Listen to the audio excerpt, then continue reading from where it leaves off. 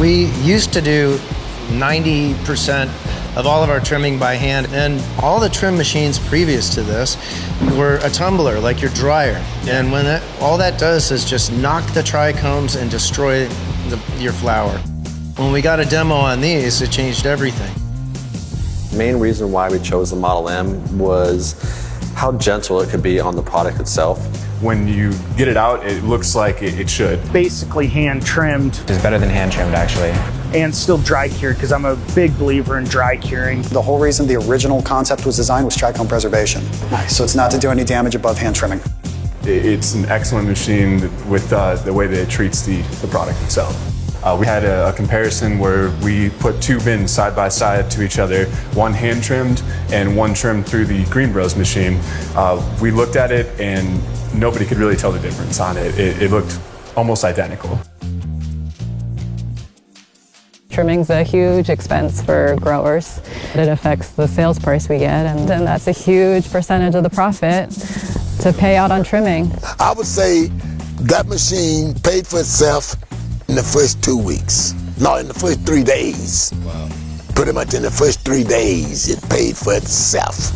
Normally, every single strain runs through the GreenBroz first, and then we can go ahead and send it to them, because then it cuts out about 70 to 80% of our trimming time. If we didn't have the GreenBroz machines, we'd probably be 50 full-time people just hand trimming. Full-time, 5 days a week, 40-hour weeks. We could definitely go through a lot more product a lot quickly, so we're able to focus a lot more of attention on our actual overall quality. I mean, this is going to free up a lot more time for your crew to pay attention more on your drying process, or pay attention more to your curing process. The GreenBroz machines really helped with my success. I feel like from early on, it gave me a step above my competition. The best part about the trimmer, you keep it good, just like hygienically clean. And my trimmer is the very first trimmer on this mountain, and it's still going strong. I have never had to repair the machine in the 8 years that I had it. Never. So on the old generation, the top blade came out, you could get underneath, clean the bottom blade, clean the top blade. Now the top blade comes out, the bottom blade comes out, the barrel comes out, the door comes out. You can unassemble the whole thing in about 30 seconds. You've got nice convenient little hangers on the side, take off the electronics, wheel it out to your bay, pressure wash the whole thing brand new in 10 minutes. Well, I always tell my clients, this is like the great white shark. It's perfectly evolved. I mean, it's ready for regulations that aren't even in place yet, but certainly will be in the future. This stuff just works. There's basically never any downtime. There's never parts that need to be replaced. I've had in 4 years, one piece of equipment break, and it was a simple fix. Popped it out and done. The GreenBroz, I honestly say, is head and shoulders above everything else that I've ever worked with.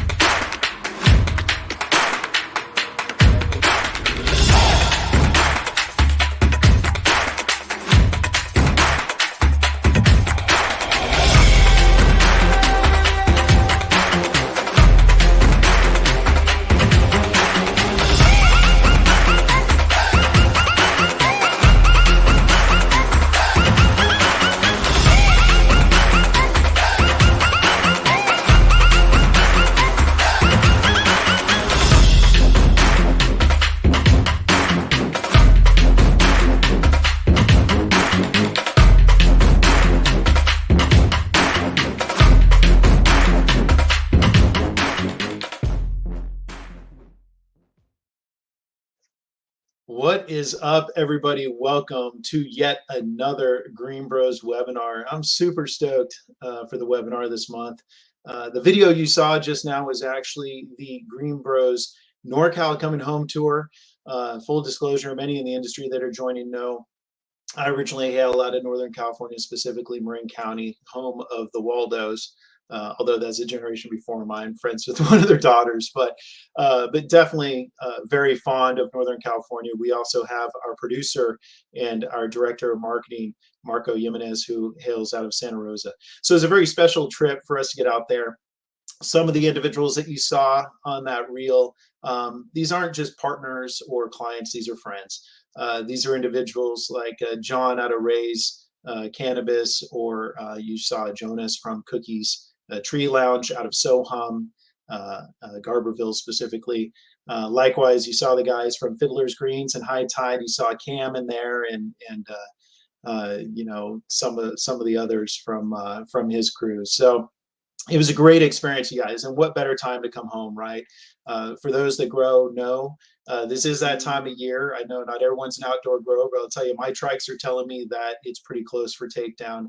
And we saw exactly that up on the hill. We saw some phenomenal flower from all types of cultivars, you guys. I mean, some of the stuff that's in queue coming down from Cookies, amongst some of the smaller cottage growers that we're friends with up on the hill. It's not all about dessert strains this season, which is kind of cool. Some people are kind of going back to their roots and a little bit of land race as well. So we figured that was a good opportunity to jump into talking about everything that's on our mind growers that comes about during Croptober. That's trikes, terps, and trimming. All things that are very important to maintaining the quality and the consistency of the flower. So with that said, I'm really excited that we have a few closer industry friends. They're literally waiting in the wings right now. One of them is former colleague and definitely the terpene expert when it comes to preserving the terps, is Tina O'Shea. And Tina is coming to us. There she is, from Boveda, out of beautiful Minneapolis, Minnesota, or the suburbs thereof. Tina, welcome. We're so excited to have you today. Thank you. Thank you for joining. So Tina and I will be jumping in just now, kind of geeking out again a little bit more so on the terpenes and trichomes. It is an important element of the plant. Kind of a little pop quiz for those that don't know what trichome means. That's actually Greek for growth of hair. These little hairs are obviously there to protect the plant, but they offer even more for us, you know, as far as consumers go. I'm also excited to welcome another friend, legend, advocate, grower. My gosh, the list goes on. Ed Rosenthal. Ed, how are you doing, sir? Welcome to the show. Oh, thank you. I'm feeling great and anxious to be part of the show. Excellent, excellent. And we'll be getting into a little bit more of what you have coming down the pike.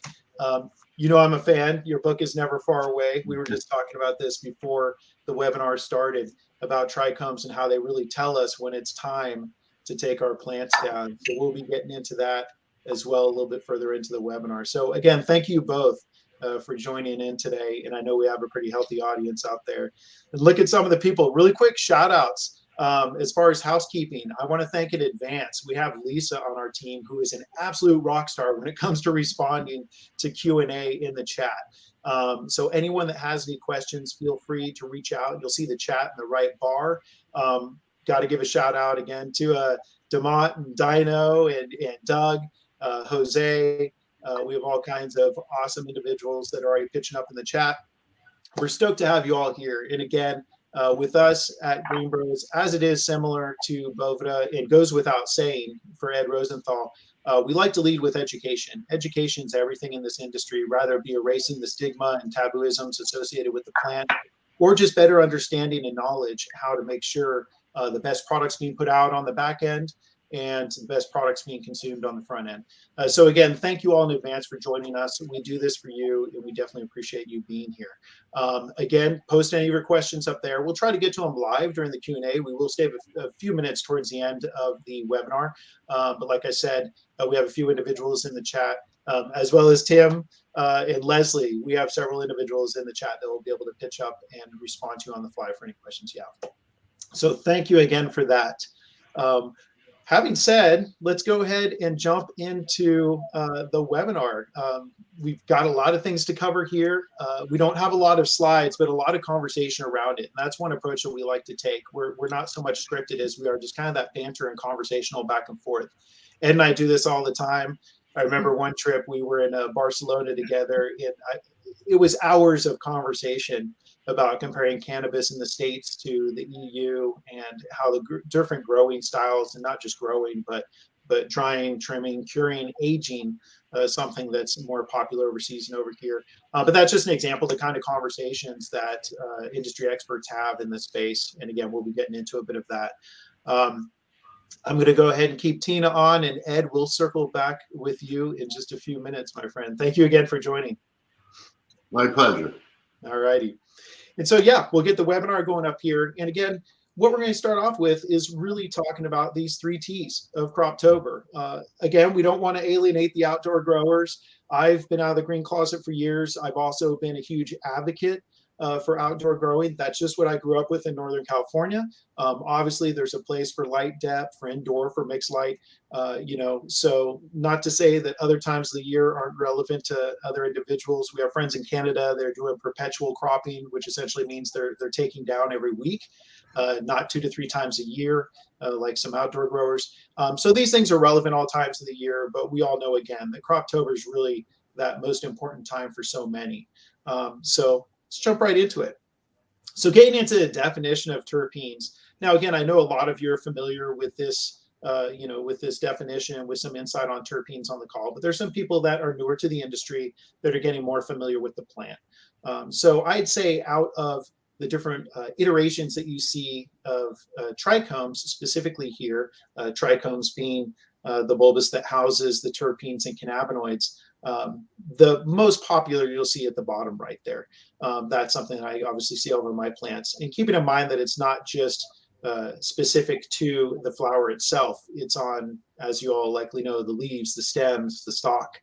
This is something that's everywhere. It's a natural protectant. But it's not just organic compounds and things produced by plants. This is something that's actually found in conifers and insects.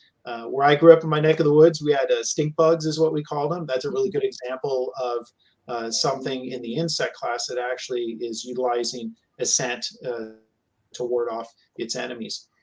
It's found in essential oils. So again, kind of just memories of growing up, patchouli oil, which is something that was really common. I think that's safe to say was more predominant in the 60s and 70s, but still smell it at several events and trade shows. These things are really meant, again, to protect plants. To give an example, I saw a few crickets around my grow just the other day. They're omnivores, so they very much like my plant as much as they like the ants that I'm trying to keep away from my plants. So just an example of some of the predators out there. You have terpenoids, which is obviously a relevant element as well. Keeping in mind, though, that these elements are very volatile. And that's where I kind of want to get into it with you really quick here, Tina. I know, again, the Boveda team, it's all about saving the terps, and you all have done extensive studies, not just there in Minnesota, but out here in Southern California. What have you found as far as being able to protect and manage the volatility of the terpenes and specifically the trichomes? Well, we found that humidity is a vital role in preserving these terpenes. So we did some testing on a control with no humidity control, and we did a study with 62% humidity. And we did this over a 3-month period. And we found that we were able to preserve about 40% of terpenes over that time period, which is huge. I mean, you work so hard to make this flower with these great terpenes, and you don't want to lose the quality of your flower. 100% right. And that's one thing that I know it came up a lot in conversation in NorCal again, because just, my gosh, the appearance of flower, a lot of us, we don't just shop, but we also eat with our eyes, amongst other things. So we really utilize all senses, right, when we're looking at this flower. Like you said, not just does it have these purples that's really popular this season, or does it have those red hues, orange hues in the hairs, but also, where does that play a role into the way it feels and the way it smells? But when talking about the bag appeal, I know a lot of people traditionally are associating with being able to open it and smell that full bouquet. So from what you're describing in the testing you're doing, you're actually losing all the good things that you spent all the time and effort that we've spent weeks and weeks and weeks to preserving the plant, right? Correct. And we also did a sensory test. Oh, wow. Yeah, it was very interesting. We stored flour with 62% whole, unground, and then we, over time, ground it and had that sensory test taken. And we saw that there was a 20% increase from unground to ground, which is huge. So definitely. we're protecting those terpenes. For sure. Well, and we have an individual on our team that worked with a company. It was a rather big company in Northern California. I remember him mentioning same thing like you all. They have a lab on site, or this R&D team that really takes it to the next level. And he had mentioned how they were able to track up to a 50% loss of terpenes via just gassing, being a very volatile element post grind, because they're doing grind and pre-rolls at scale. Yeah. And so it's something that is really relevant to maintaining the quality and consistency of that experiential, right? Absolutely. And so that's something too, I think, just for you all to know, a term that got used and really thrown around early on in the industry, which was the entourage effect. And at first people referenced that as cannabinoids, and then they came around to understand the entourage is really the cannabinoids and the terpenes together. And those working together, we really rather use the term them working in concert versus working in an entourage. An entourage, usually there's something that's leading that with its surround. And I know people think of that as THC, but look at all the diversity and the terpenes that are offered here. And what I like to tell people is, and Ed just was saying this the other day, I love it. We think very similar in regard that the cannabinoids are the engine, but the terpenes are the steering wheel. So a lot of you I see that are on this webinar are definitely industry experts. And you've likely had these conversations with friends that are getting into different iterations of cannabis, or maybe consuming cannabis for the first time in years, and they'll use a vape pen. And they talk about how it's a very cloudy high. It just comes out of nowhere, kind of left field, but there's not much direction or much dynamics to that high.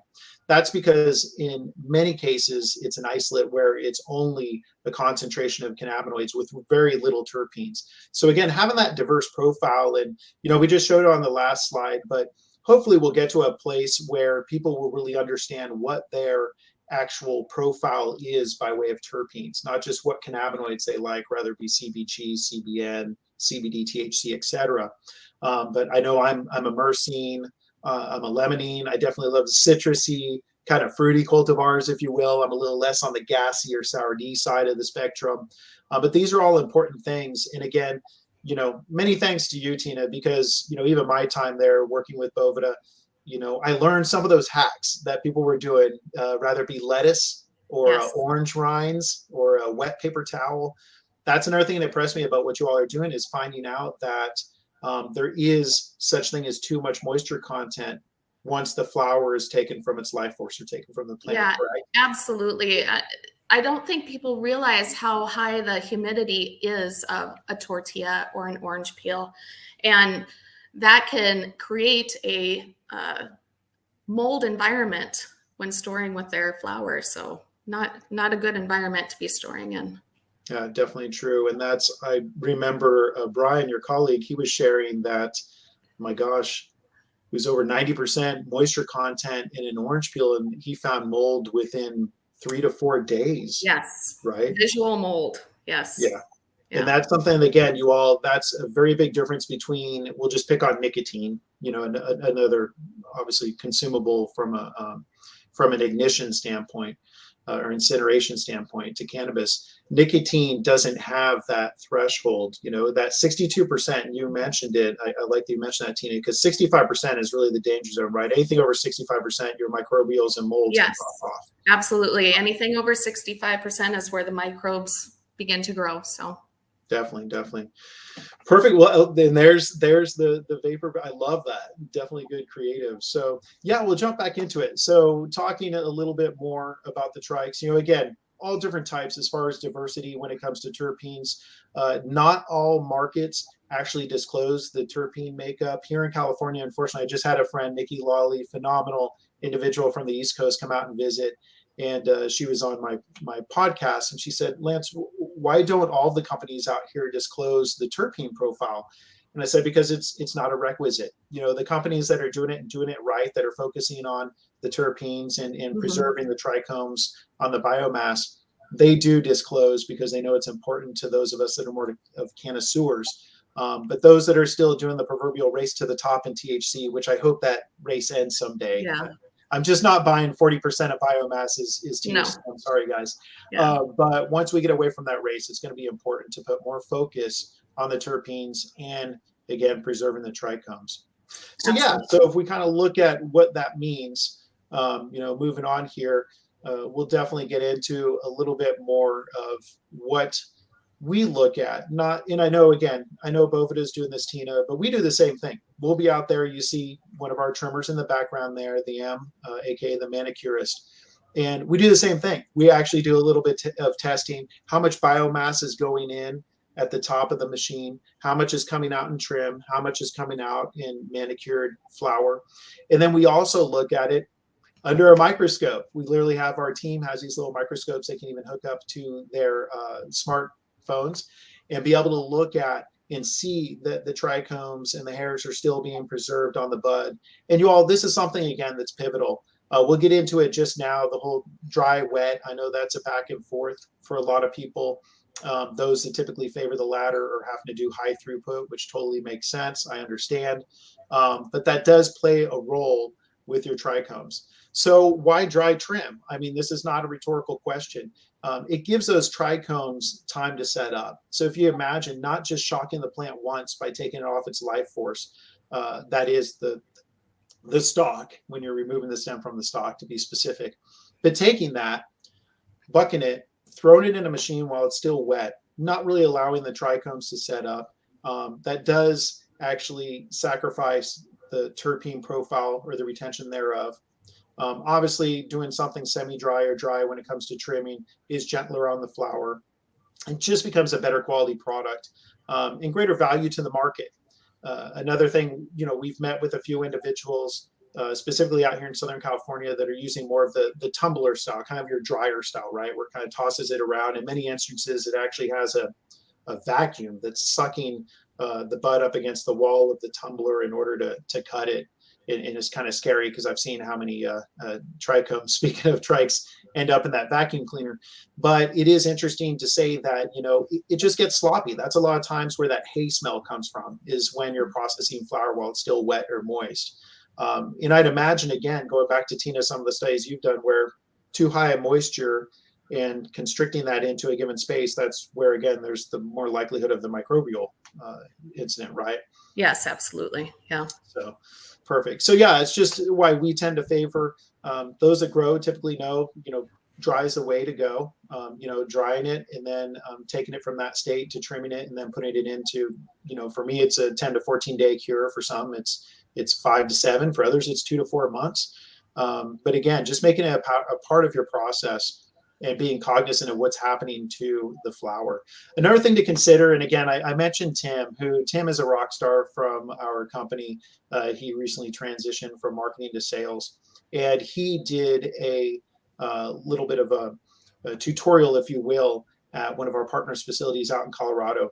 And I think it was really interesting how he was measuring how much flower came out of the top, how much flower came out of the bottom, like I mentioned, but what that percentage is versus other equipment. Again, talking about an individual out here that's using, again, more of a tumbler, more of a dryer style.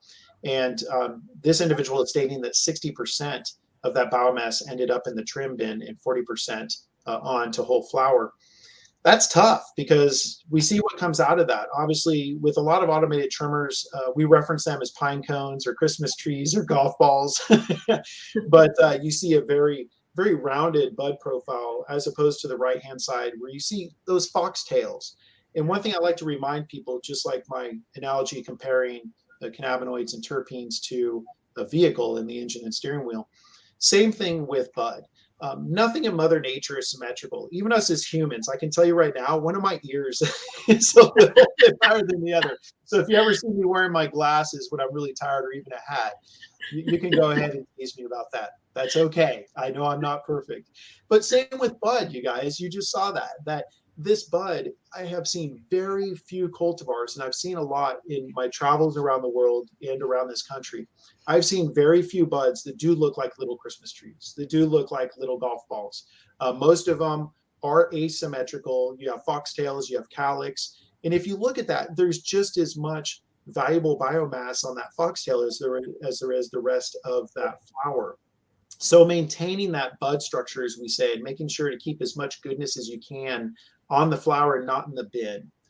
And why is that important, you guys? I have to tell you again. So visiting Northern California, it was a bit surreal. It was great visiting all of our friends. It was great going to Hall of Flowers and seeing some of the latest brands and cultivars coming out of the Triangle. But it is also tough to hear that right now, flower, specifically outdoor flower, is going for $500 a pound. You guys, you're getting down to $1 a gram. That's really tough. So the last thing you want to do is turn that $500 into $50 when you're turning more of that biomass into trim than you need to. You want to, again, preserve as much of that flower as possible. Just like, again, with our partners at Boveda, you want to preserve as much as the quality and potency in that flower as possible. Now is more important than ever when we see the prices dip. So again, just something I want to throw out there, and props out to our friends. Tori from New Mexico, what is up? So props out to our friends that are doing it. We know the struggle is real. We're here to support you.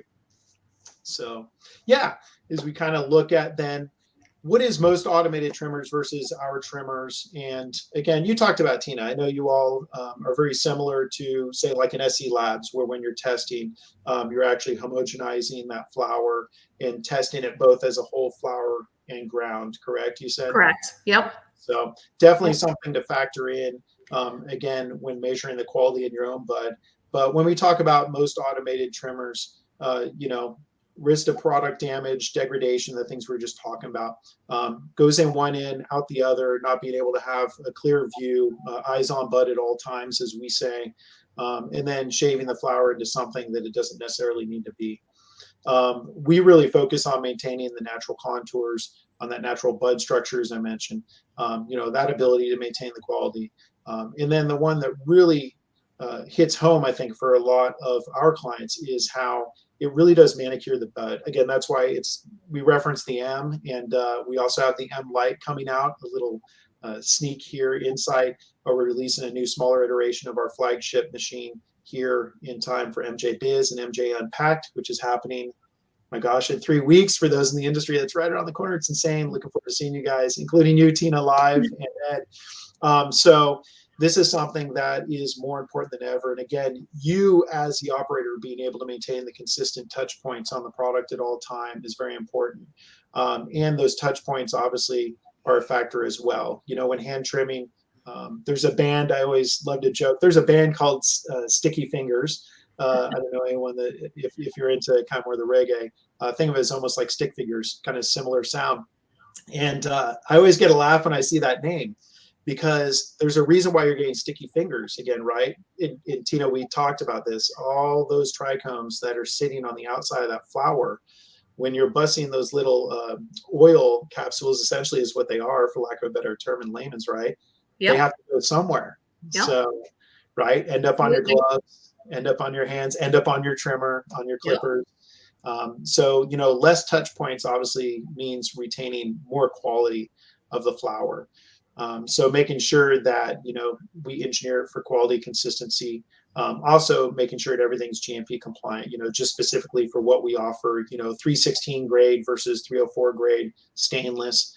That's surgical medical versus food grade, so non-etching, ready to be GMP compliant if you're in a GMP or eGMP facility.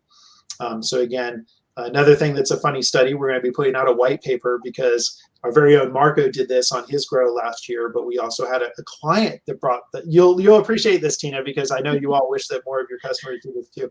We had a customer that said, hey, I did COAs, so I did testing on flower that we hand trimmed and flower that we threw through your machine, and there was actually is 1% plus, between 1 and 2%. I think it's 1.4% of greater retention of trichomes on the automated versus manual. But again, as someone who is grabbing it with their hands, not stick trimming as we call it, so definitely a factor. Wow. Kind of looking into that. So Tina, I want to go on a little bit of a tangent because I know the guys threw it up earlier. You all are also going to be at MJ Biz in your beautiful two-story, display this year at your booth.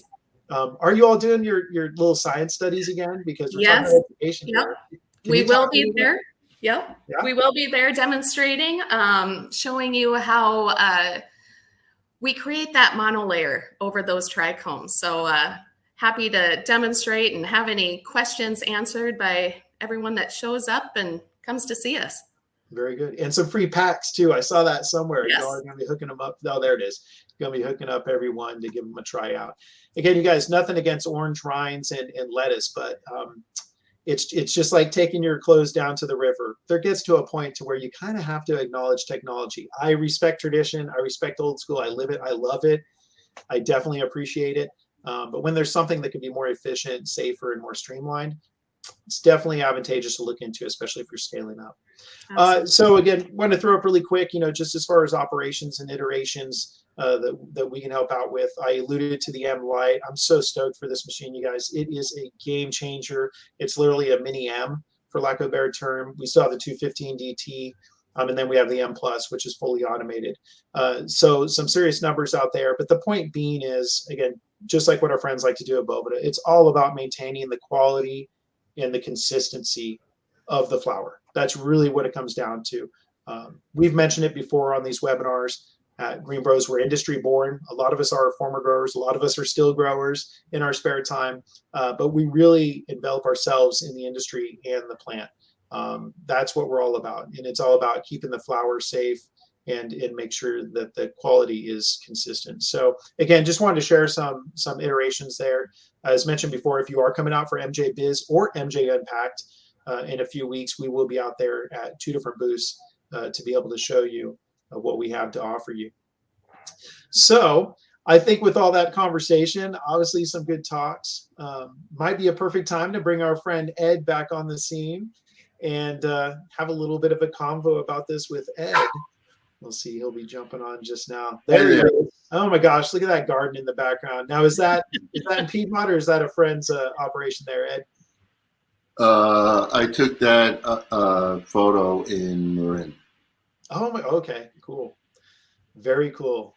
Nice. So I wanted to bring you into the conversation again here, Ed, because again, being a legend, I've got a few of your books, truth be told. And I know you have a new book coming out, so I kind of want to talk about that. Oh, here's that new book. Okay. Is that it? This is it. I just got the advanced copies. Oh my gosh, epic! They're on the truck. That's a level up from my go-to. And as I understand, you collaborated with some rock stars. Angela, I know, is one of those individuals, which I'm a huge fan of, Angela Baca. Yes. So. Well, she worked on the first book, so it was natural to have her, and with this, and Rob Flannery, who has a doctorate in plant science, and runs Dr. Rob Farms. He was the other collaborator as co-authors, and then we had any number of experts in particular aspects of cultivation, and they all contributed to it. So there were about more than 20 people actually contributed material to the book. Nice. That's awesome. Yeah. Very cool. Well, congratulations on that. I think I just saw a promotion pop up. Kind of stoked. Nothing against the behemoth that is Amazon, but I know you mentioned to me last week that if they do order direct from your site, that they get an autograph. Well, yeah. If they order from my site, they'll get an autograph on the book and also an autographed photo. And I'm not talking about a lithograph. I'm talking about a photo print, a 6x9 photo print of they'll get one of 4 buds. Oh, sweet. Cool. Yeah. Cool. Very awesome. Well, hey, I want to jump into really quick because Ed, you are, again, you're a longtime friend, but also someone that I definitely lean on when it comes to being an expert around all things to do with the plant. And so I know I was just reviewing one of the chapters out of my grower's handbook from you. Just how important is it to maintain the consistency and quality by way of protecting the trichomes and obviously the terpenes and cannabinoids within? I mean, is that just a pivotal element, or is that just one element to the big formula of processing, growing, processing, and cultivating this plant? The trichomes are everything. You know, the plant is just a carry. You know how they say that the tobacco is a carrier for the drug? Well, this is the same thing, that the plant is just a carrier for the substances that we're looking for and or that we desire. And that so that if you lose those, all you have is a bunch of lettuce. Lettuce, broccoli. Because the plant itself, I'm not going to say it has no THC, but it has virtually no THC. I mean, if you took all the trichomes off, you could smoke it, and or ingest it or whatever, but you wouldn't get high from it. Yeah. So it wouldn't, because all the psychoactive ingredients have been removed when you remove the trichomes. But I would say that, what Tina was saying, I would put one addendum on it, which is the loss of terpenes is also somewhat related to temperature as well as humidity. So that, for instance, if you freeze it, those trichomes, there's not going to be a lot of there's going to be much less loss of terpenes, or if you refrigerate it, and also, I agree, I'm just adding to what you said, not contradicting. Yeah. Well, you've probably had people.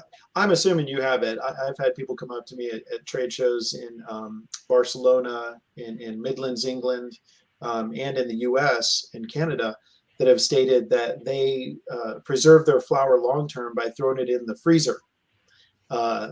What would your response be? I know my response to hearing people saying that they're freezing their flower, which first is a look of shock. I don't often have that on my face, but usually, what's your response to people that do that with their flower?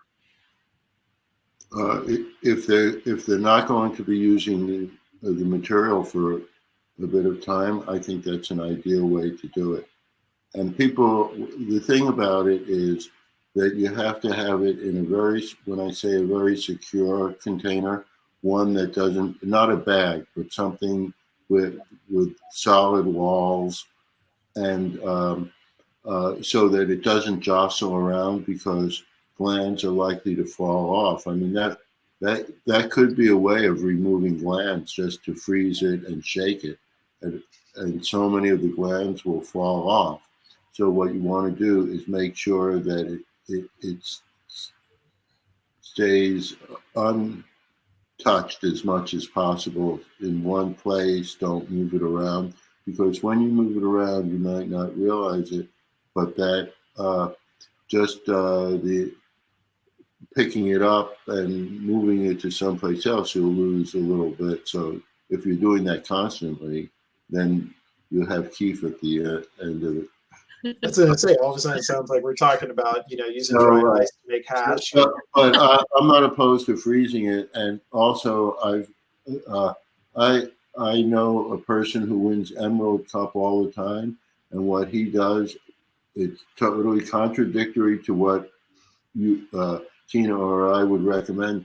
But he dries it very quickly with high temperature, and he gets it bone dry and just preserves it that way. And then he uses a steam and vapor to when he wants to get it back to normal. And you or I would say, well, don't do it like that, right? Yeah. But he wins prizes all the time. So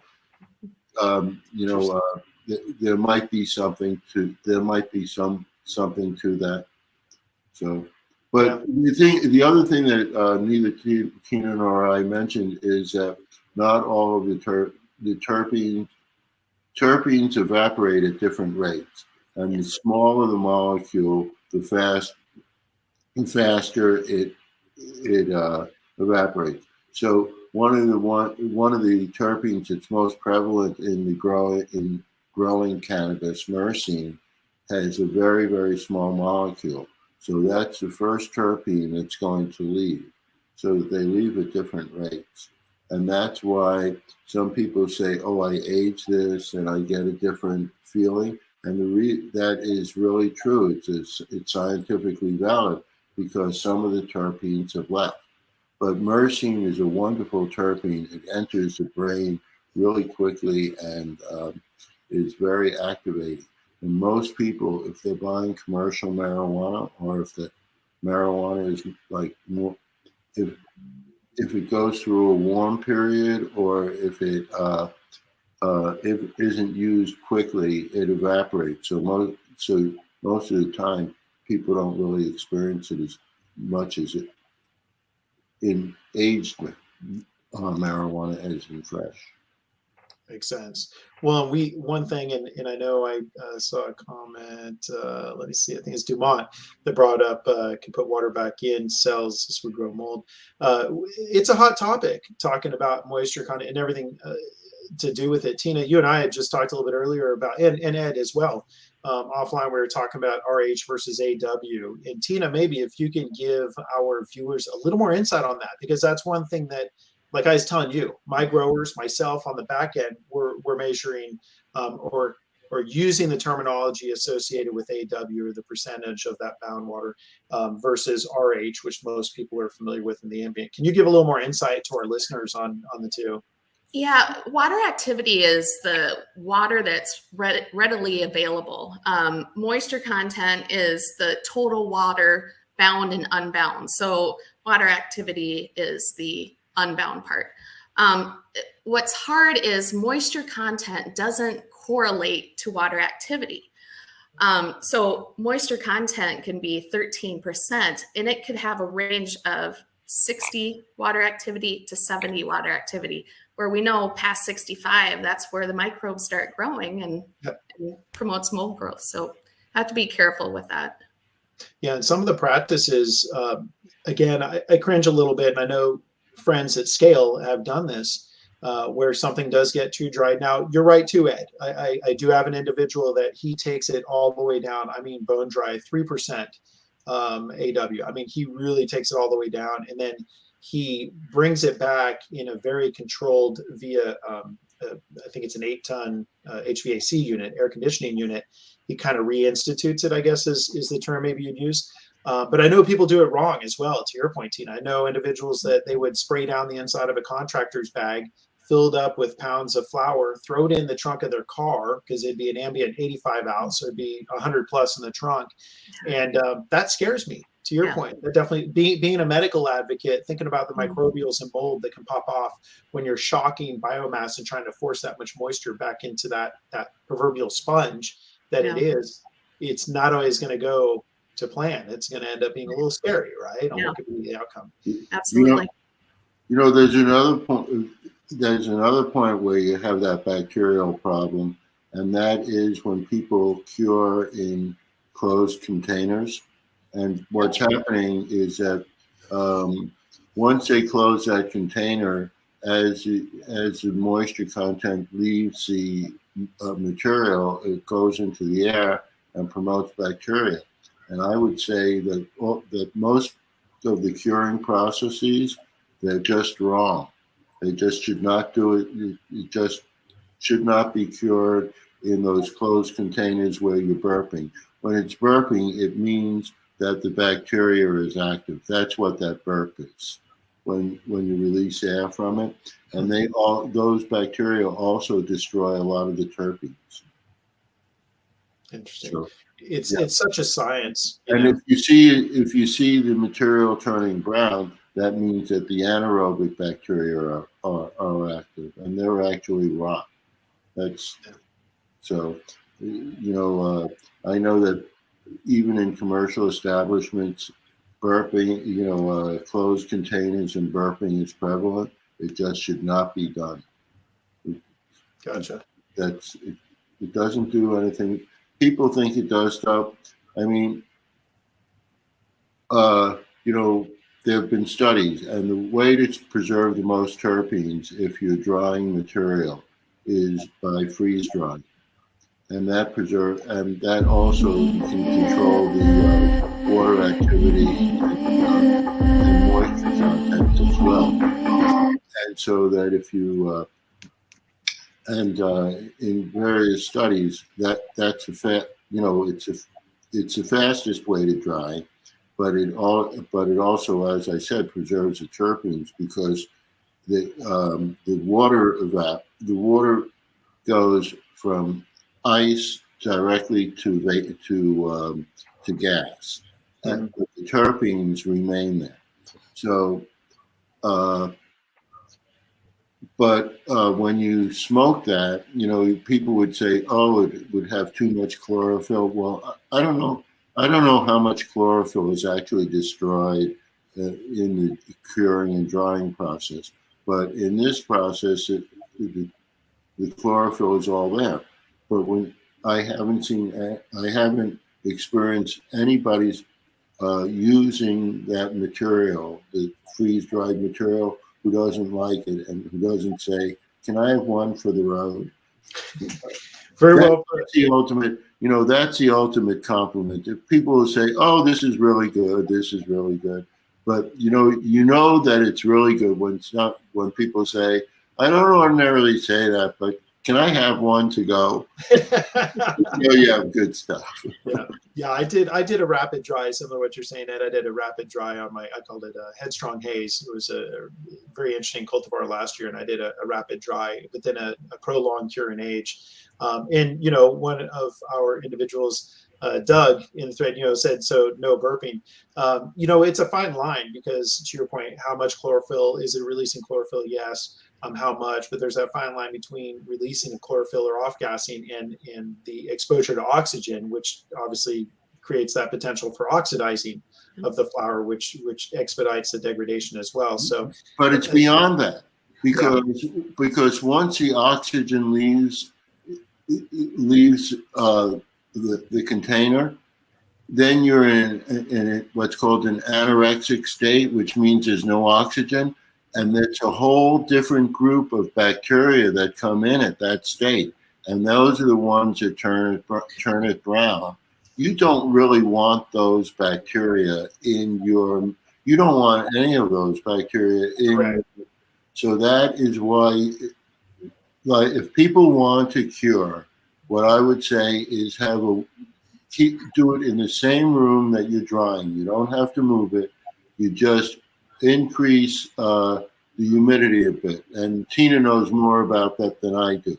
But don't have a situation where that humidity is going up and down, because when it goes up, they're active. It goes down, they don't die. They just become inactive. Dormant. Yeah. So you don't really want that. You want a more constant state, as Tina was saying. Yep, absolutely. Perfect. Well, I appreciate it. We could go on. It's so fun. As I like to say, really, growing's only half the battle. The drying, the curing, the trimming, everything we're talking about today, maintaining that quality and consistency by way of those important elements on the flower, as you stated, Ed, is pivotal. Again, really stoked to share, Ed, obviously, of your promotion on your book. One thing that we did in acknowledgement of Croptober and specifically MJ Biz, we have a little promotion of our own going. This is something that feel free to take advantage. Reach out to your specific territory manager. We have a few of them actually in the feed right now. Again, Tim, Leslie, Lisa, amongst others that are pitching up there. We actually have a special. Again, this is our Croptober MJ Biz special of 5% off our 215 DT and our Model M trimmer. Again, do connect with your territory manager. If you are a consumer, obviously you can also go to our website, take advantage of that too. There's a little post up there. Again, Ed, definitely appreciate it. So they're able to go to your website to purchase the book now, I believe, right? It's being released, I know, in the coming weeks here. It's on a truck right now. I have the copy that I showed you. This copy here is, they just shipped a few of these, but nice. It'll be out. It is a silver cover, right? And it's original. Yeah. Well, years ago, we pioneered the bud on the black cover, and then everybody copied it. So we left them behind. They can have the black cover. Be the innovator, not the imitator. We kind of know where you're coming from with that, Ed. We're the innovators ourselves, as is Boveda. As Mark Cuban taught me, there's innovators, imitators, and idiots. You never want to be the idiot. Try not to be the imitator. You always want to be the innovator. One quick question too, Ed. We had a few people ask, do you ship that book internationally? We have some friends. Yeah, yes, we do. We ship it internationally. And as I said, with every book that they order directly from edrosenthal.com, that they'll get an autographed photo from the collection. There's a collection of 10 of them. 5 of them are bud photos, and people will get one of the 5 bud photos. Awesome, perfect. Yeah. And then Tina, again, I even had your booth memorized, but I can't remember it. But I know you are in the middle of the central hall. You're in a phenomenal position, right next to the food court, because I never miss a meal. So I do know that much, everyone. So you're coming out, right? I am. This is my first time there, so yeah, I'm excited to go. Congratulations. Well, Thanks. Everyone, do be sure to stop by and say hello to Tina and all of our friends at Boveda. They're doing phenomenal work in supporting the medical industry and preserving the freshness, but obviously all of the industry and helping preserve the freshness and quality of the flower. That is why we consider them a partner, because that is a priority for us as well. I want to thank both of you again for coming on the show. I know everyone has busy schedules. Very much appreciate your time. Feel free for those that are listening to reach out to either. All of us are on LinkedIn. All of us are on social media. So you're definitely able to reach out to us. I think all the questions were answered in the thread by our Rockstar team. Definitely, yeah, be sure to put in the Q&A session. Let's see, we'll go into a little bit of overtime right here. Let me jump in here right quick. Let's see, so a lot of stuff pertaining to drying and curing. And yeah, a lot of these you guys will probably respond to offline. Oh my gosh, Bob is here, Bob Essie. Oh, another individual that I definitely see as a mentor, who is a phenomenal scientist. So this is great.